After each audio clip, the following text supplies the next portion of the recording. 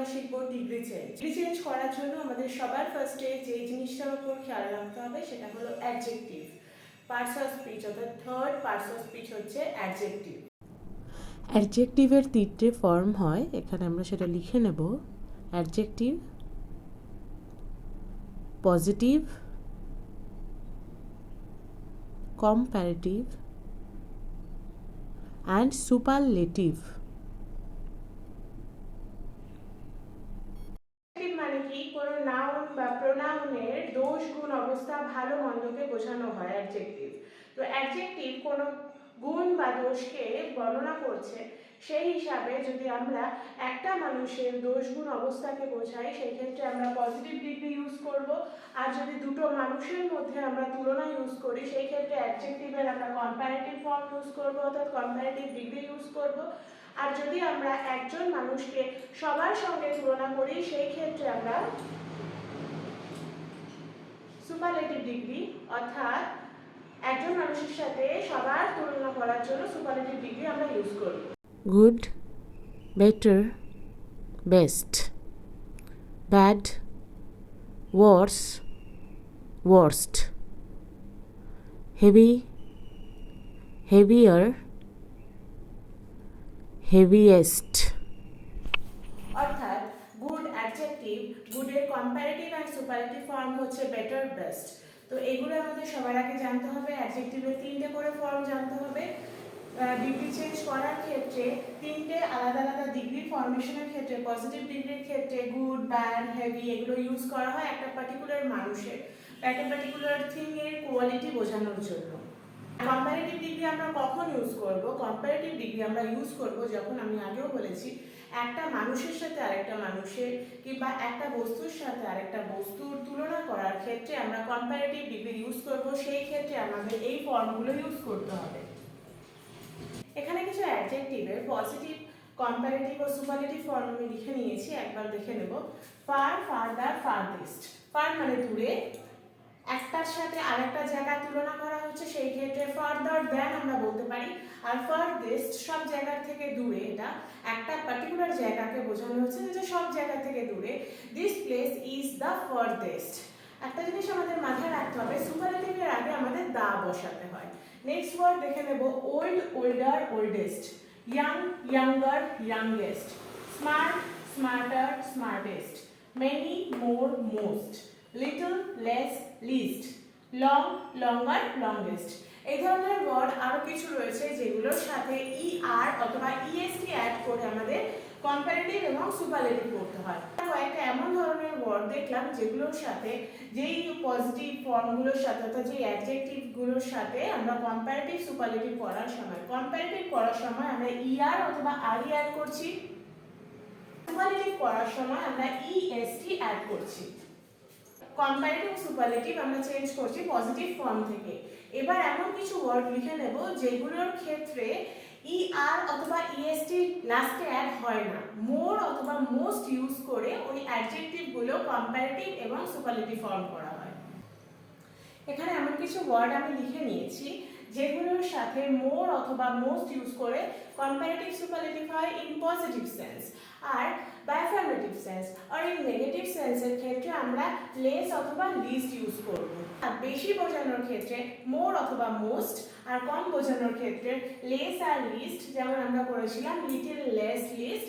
সেরকম ভাবেই ওয়ার্ডের আগে অর্থাৎ অ্যাজ আ প্রিফিক্স আমরা এটা অ্যাড করে নেব লেস চিয়ারফুল। যেরকম আমি একটা এক্সাম্পল তোমাদের বলছি যে চিয়ারফুল মানে খুব হাসি খুশি, লেস চিয়ারফুল, লিস্ট চিয়ারফুল, অল্প হাসি খুশি আর সবার মধ্যে কম হাসি খুশি। তো ওয়ার্ডসগুলো একবার আমরা দেখে নিই। Beautiful, more beautiful, most beautiful, handsome, more handsome, most handsome, cheerful, more cheerful, most cheerful, less cheerful, least cheerful, observant, less observant, least observant।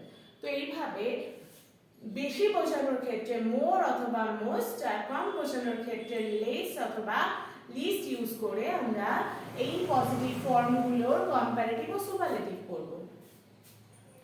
একটা ছোট টিপস তোমাদের দিয়ে দিই, যে ওয়ার্ডগুলোর শেষে ফুল রয়েছে, ফিউয়েল, সেগুলোর শেষে কখনো ই আর অথবা ইএসটি হয় না, মাথায় রাখতে হবে সেগুলোর সাথে প্রিফিক্স বসে মোর অথবা মোস্ট।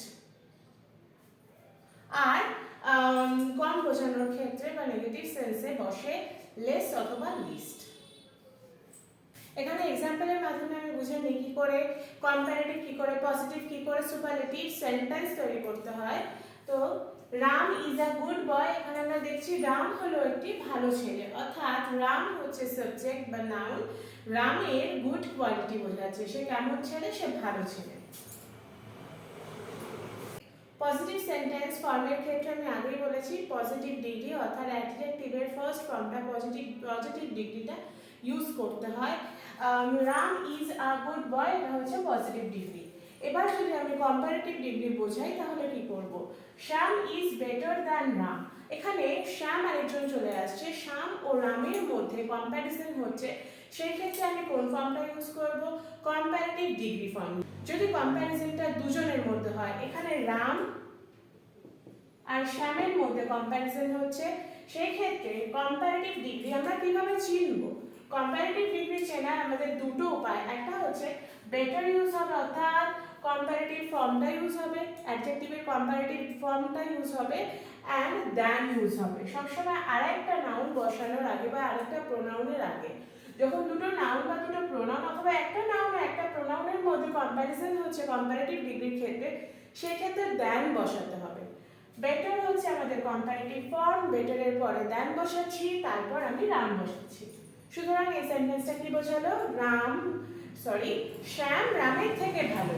সেন্টেন্সে বলেছি রাম ভালো ছেলে, পরের সেন্টেন্সে বলছি শ্যাম রামের থেকে ভালো। Madhav is the best boy in their village, অর্থাৎ মাধব হলো তাদের গায়ের অর্থাৎ তাদের গ্রামের সব থেকে ভালো ছেলে। তো সব থেকে ভালো, দ্য বেস্ট আমরা ইউজ করেছি। সুপারলেটিভ ফর্মের আগে আমাদের দা বসাতে হবে।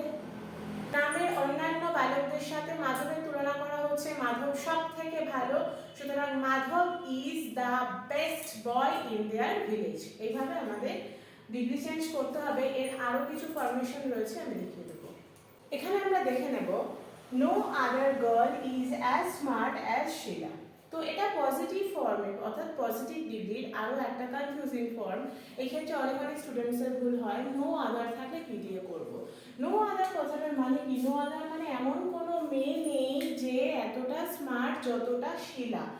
নো আদার যখন থাকবে তখন মাথায় রাখতে হবে এই নো আদার যখন থাকবে পজিটিভ ডিগ্রি থেকে কম্পারেটিভ ডিগ্রি করার সময় আমরা দেন এনি আদারটা ইউজ করব।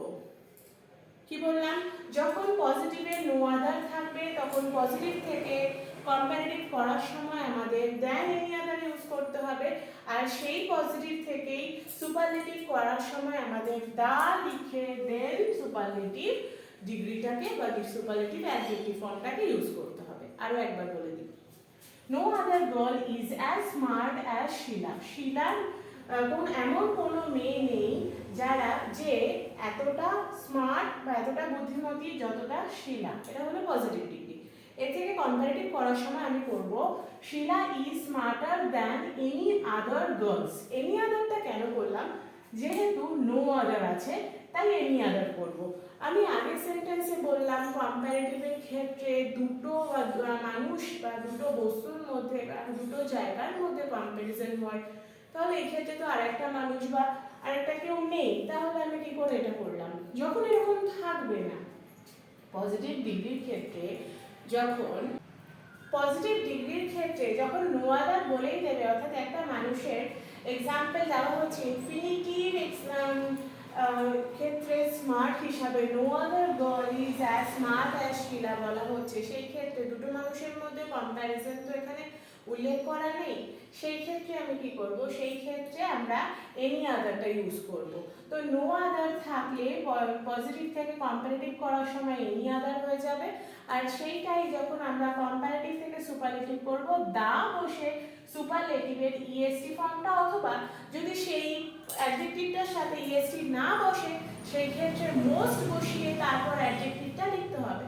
যেমন শিলা ইজ বলে যদি এখানে বিউটিফুল লিখতে হতো আমাদের, তাহলে লিখতাম Sheela is the most beautiful girl, এইভাবে করতাম। এটা গেল আরও একটা ফরমেশন আরও আছে, ভেরি ফিউ দিয়েও করতে হয়। এবার ভেরি ফিউ থাকলে কিভাবে করব সেটা আমরা দেখব। আজকের ক্লাসে এইটুকু থাকলো, আর নেক্সট ক্লাসে আমরা আরও ডিটেলসে ডিসক্রাইব করব। যে কটা অ্যাডজেক্টিভ ফর্ম দিয়েছি, অ্যাডজেক্টিভ ওয়ার্ডের কম্পারেটিভ সুপারলেটিভ ফর্ম দিয়েছি, সেগুলো লার্ন করবে। আর যদি কারোর কোনো ডাউট থাকে অবশ্যই কমেন্ট সেকশনে লিখবে। নেক্সট দিন আমরা আরও ডিটেলসে শিখব এবং আরও কিছু নতুন রুলস দেখে নেব। আজকের জন্য থ্যাংক ইউ। আরও ইনফরমেটিভ ভিডিও পাওয়ার জন্য অবশ্যই লাইক করবে ভিডিওটি এবং সাবস্ক্রাইব করবে ইংলিশ ম্যানুয়াল। Thank you.